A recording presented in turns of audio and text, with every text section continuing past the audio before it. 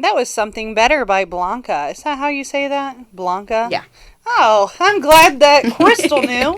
And it's time for Reptigirl Reptiles. Hello, Crystal. How are you today? I am fantastic now that it's not raining.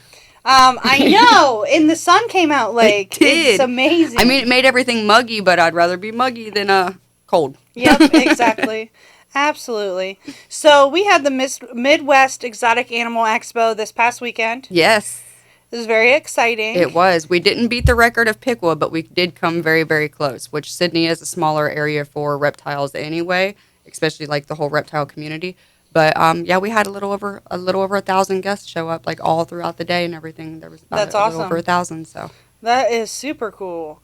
I know I was there. I had a blast. I got myself a leopard gecko. Yes, you did. I did, and I love it. My daughter loves it. We had to choose it for her because she wasn't with us, and so I was so scared that she was gonna be like, I don't want that one, but she loves it. We named it George. George? Yeah. I love it. Yeah. And you got that from Buckeye Reptiles, right? Yep. Yep. Very, very good breeder. Yeah, and he is very helpful. He gave me his number and everything so I can text him whenever I want. Absolutely. And really sat down with us and explained the needs of the reptile with us. Yeah, and that's what I like about most of my vendors that I do have there. Anytime you have any questions, they're always more than welcome to even go above and beyond just the expo and stuff. Like you said, he gave you his number and everything so you can message him and stuff. And, anybody who buys reptiles from my shows, they're more than welcome to message me, too. Yeah, because I know I was messaging you. Yes, she was. Yeah, I was.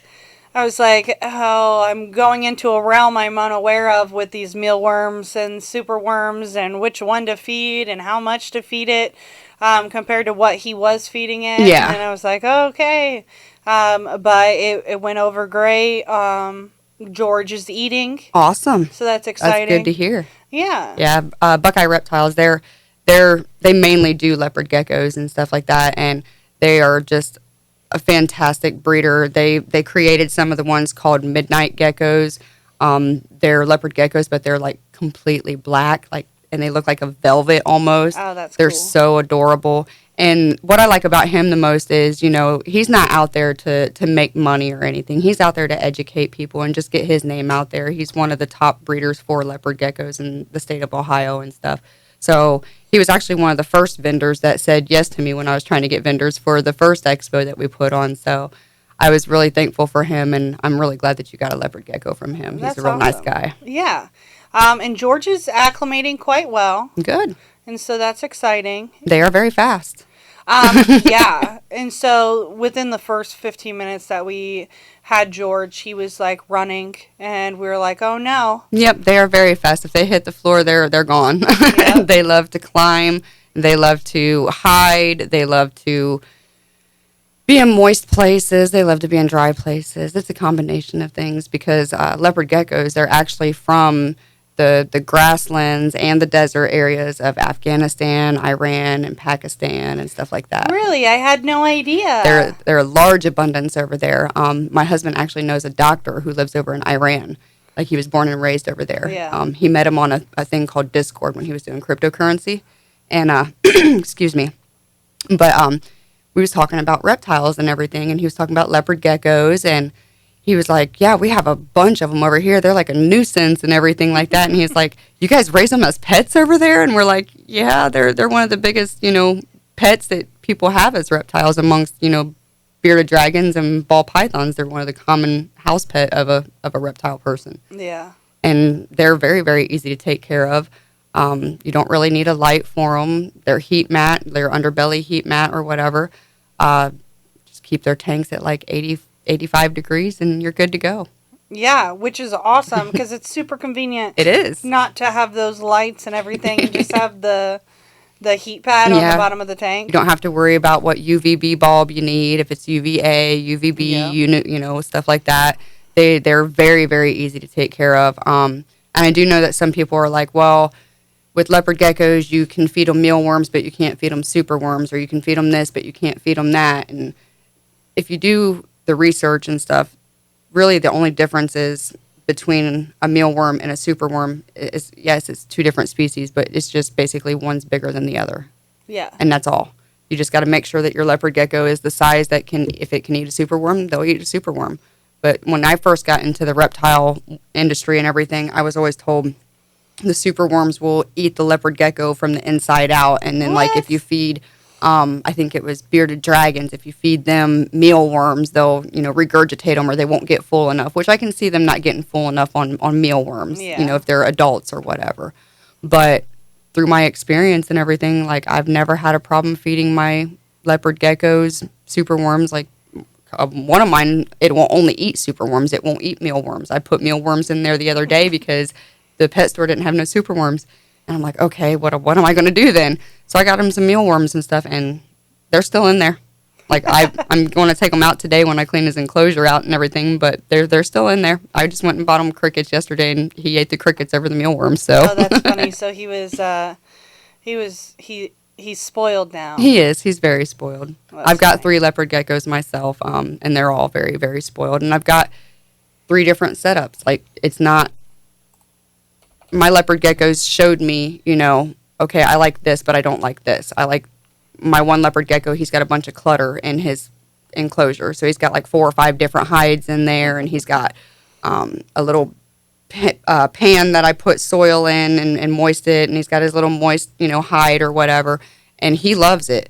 But if I tried to do that with my other leopard gecko, my other male leopard gecko, he hates it. He's like real minimalistic and stuff. I put too much stuff in there and he never came out, and then I didn't put enough in there and he was just kind of roaming around. So I had to find a happy medium for him. And then my female that I have, her name's Aphrodite. I love her to death.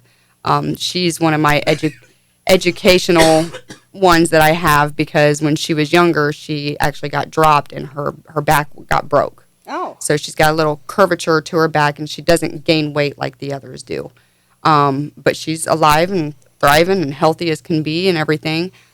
She has this one little log hide. It's like you can lift the top of it off and everything like that, and she can crawl down in the top, and she can crawl in from the side. And she absolutely loves, like, all her food ends up in there. Like, I'll put it in the food dish and stuff, but it all ends up in her hide. She'll come out and she'll grab a cricket and take it in there, or a worm and take it in there and eat it. But yeah, I mean, I love leopard geckos. I love crested geckos. I love all reptiles, obviously. I'm a reptile person.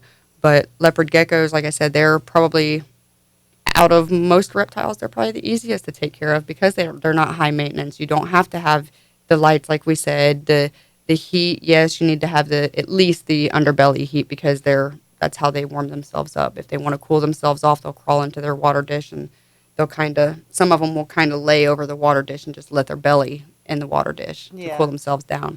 But I like the fact that they lick their eyes and stuff like that. It's so cute, and it always looks like they're smiling.